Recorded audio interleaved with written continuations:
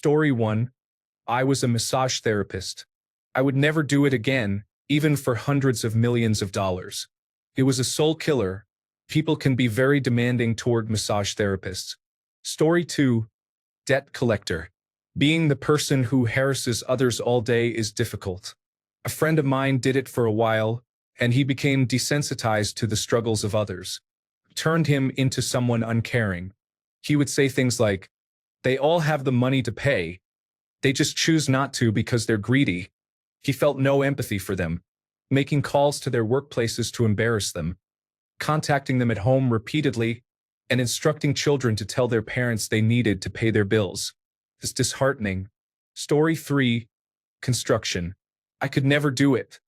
I'm not built for it. I have respect for those hardworking people. No matter the weather, whether it is hot or cold, raining or snowing, or during heat waves, they work hard so that people have homes. Story 4. Veterinary medicine student here.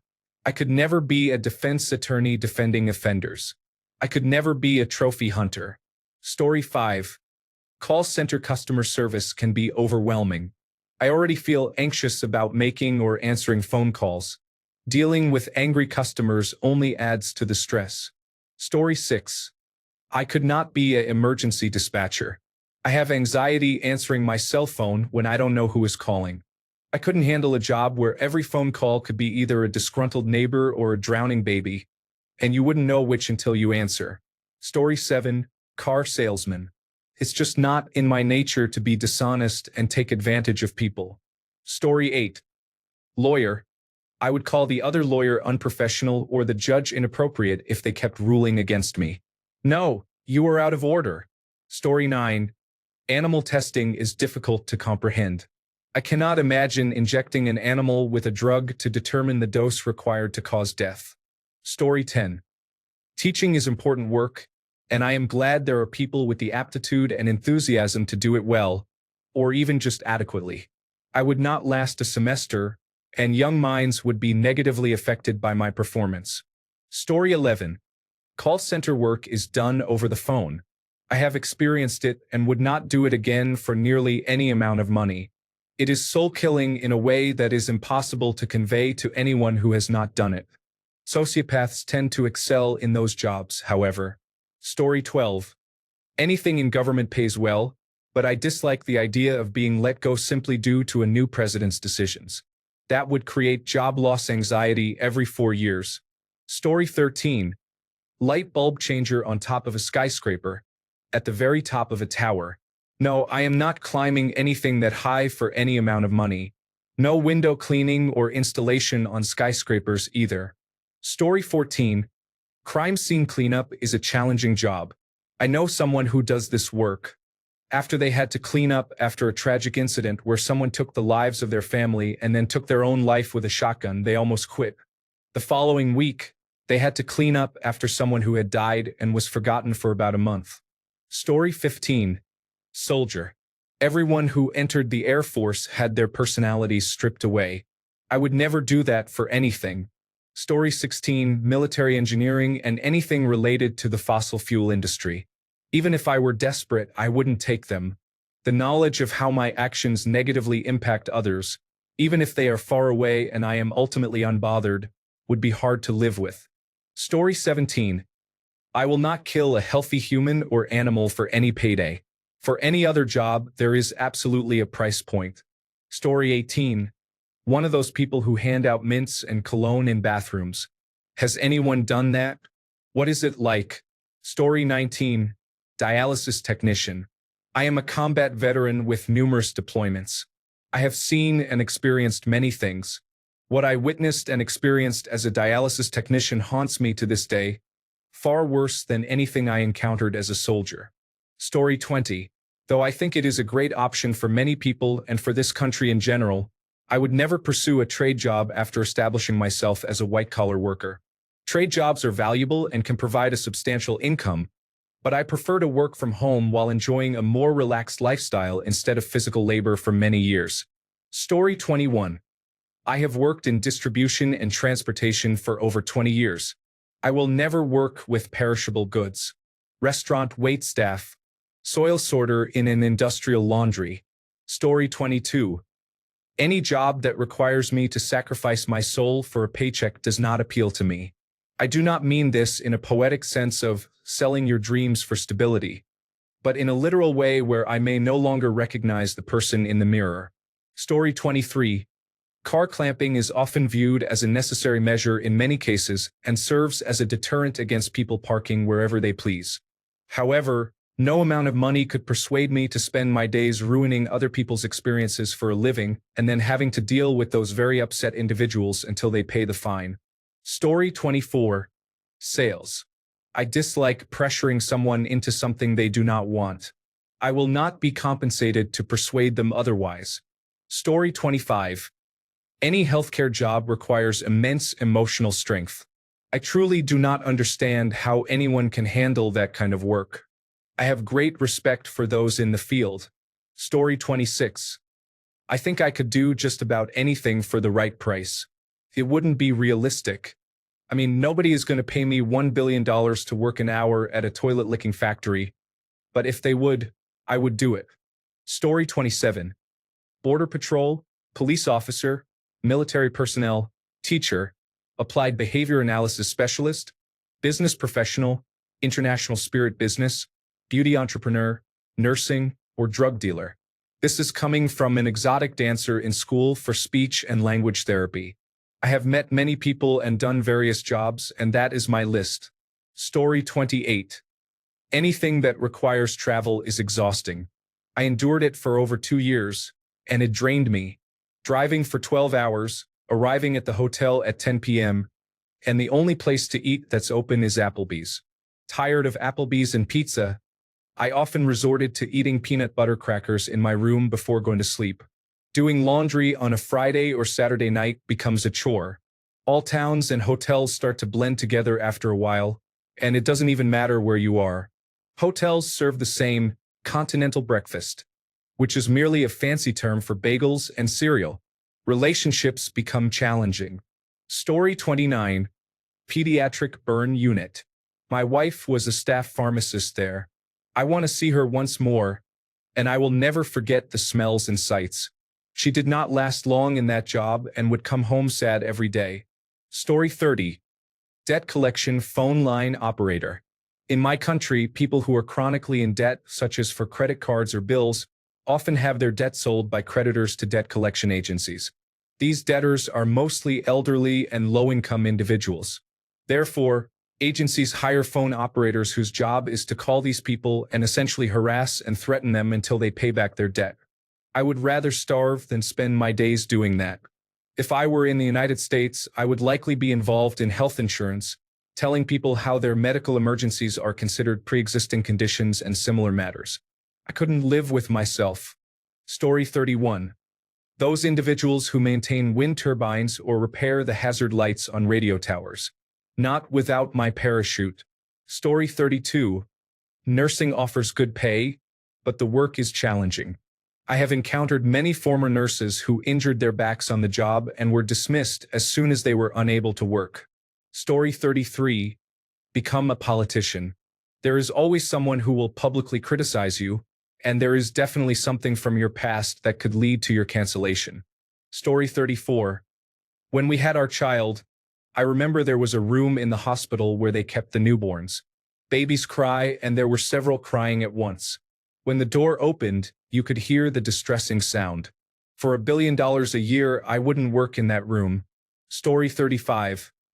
Being a physician, I don't care how much money comes with that, how much prestige or whatever. It isn't worth it.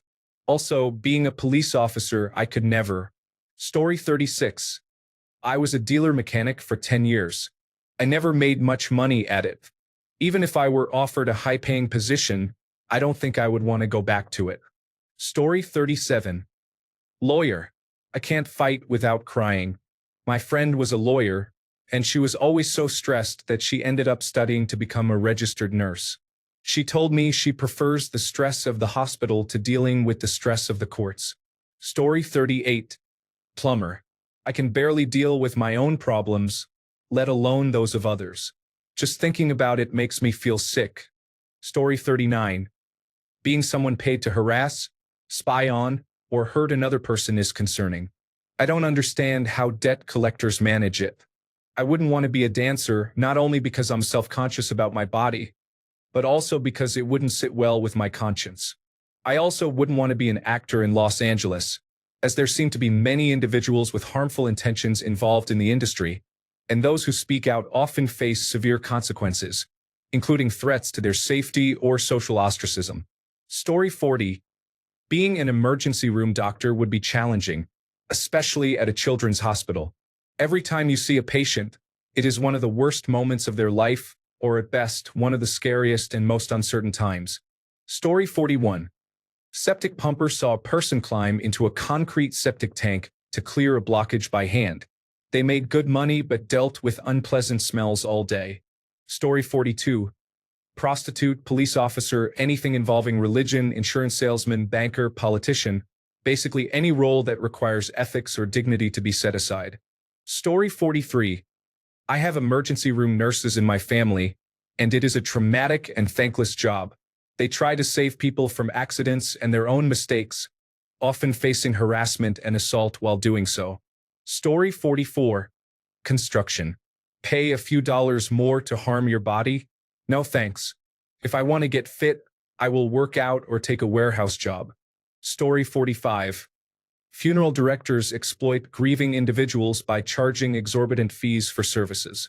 $10,000 for a casket and burial seems excessive, indicating a lack of concern for the deceased.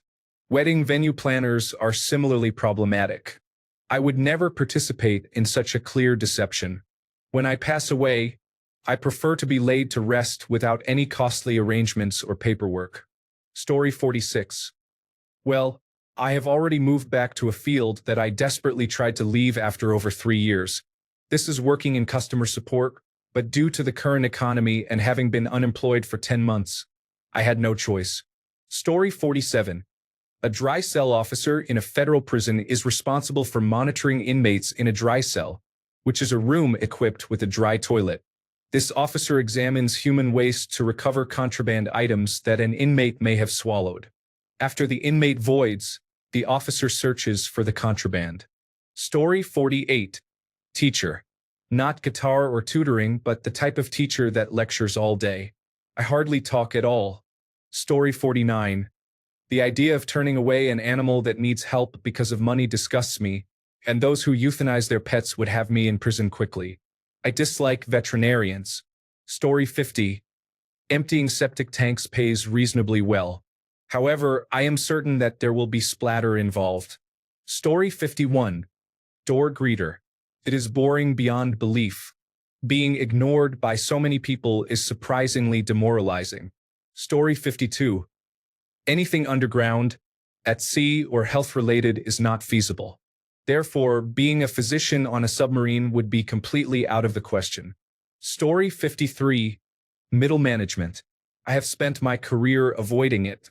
Everyone thought I was crazy for not giving up coding for a comfortable management role. It seems unappealing to me. I could not be less interested in it.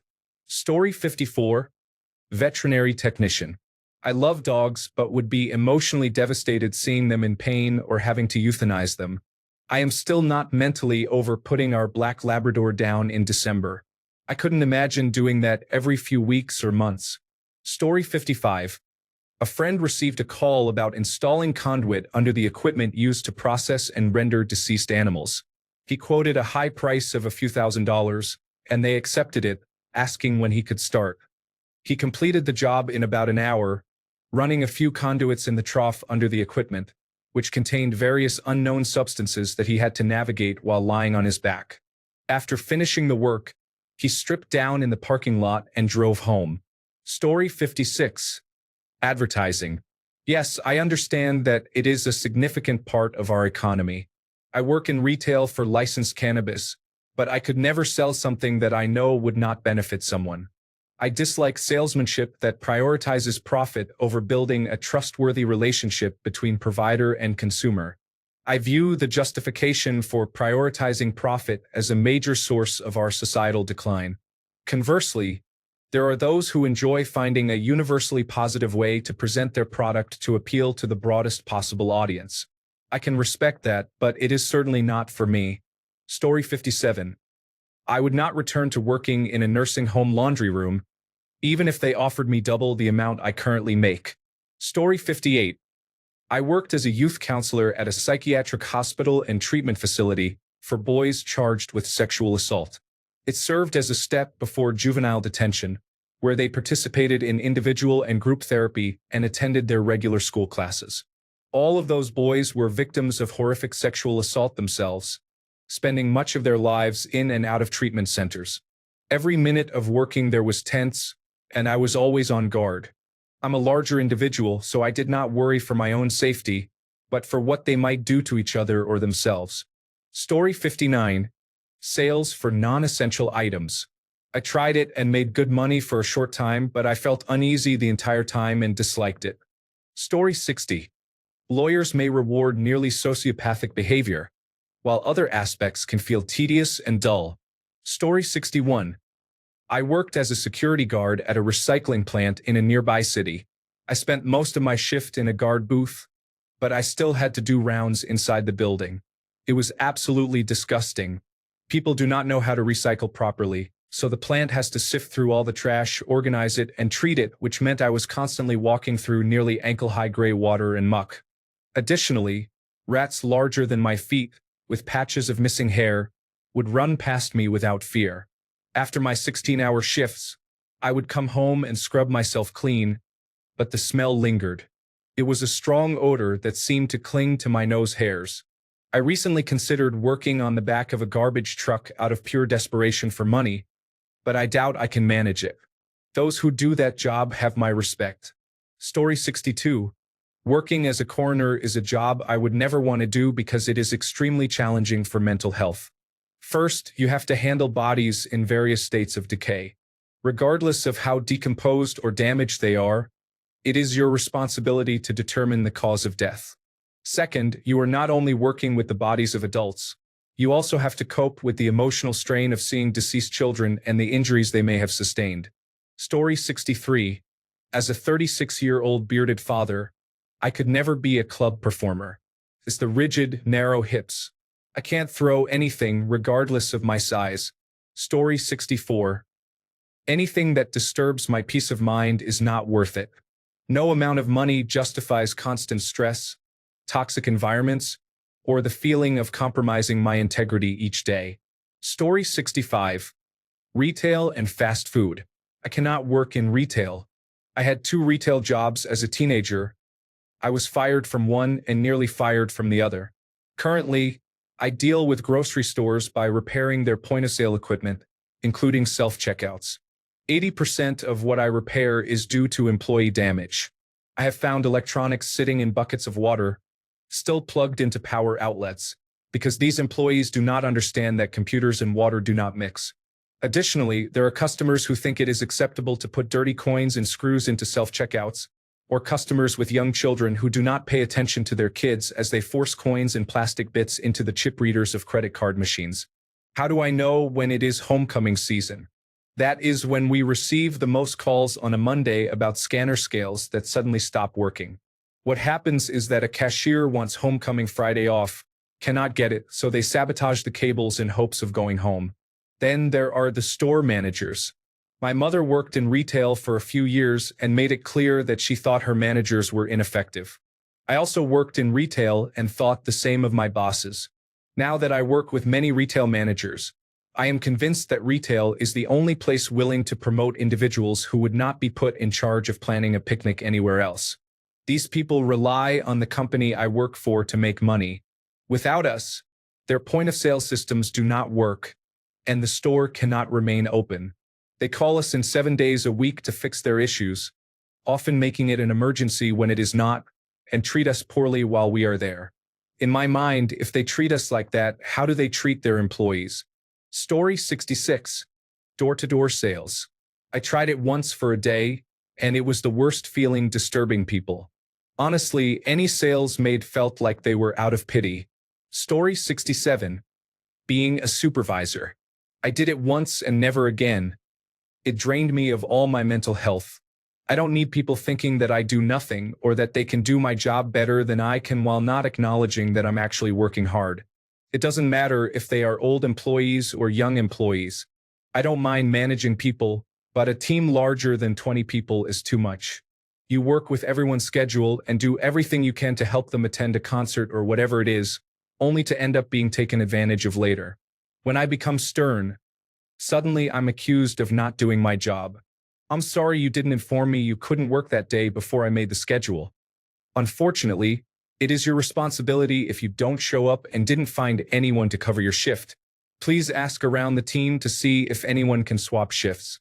If they can, I have no problem with that. If they can't and you tried, I'll see what I can do to help you. But don't just say, I can't work, because I won't remove you from the schedule, and you'll have to deal with the write-up. The number of adults acting like children was incredible. The bullying incidents I had to address were overwhelming. It got to the point where I just said enough. If you're in a relationship and have issues with your partner, do you go to your parents to clear things up? No? Then confront the person like an adult and tell them that you didn't appreciate their behavior. Story 68. Anything that involves waking up before sunrise is not for me.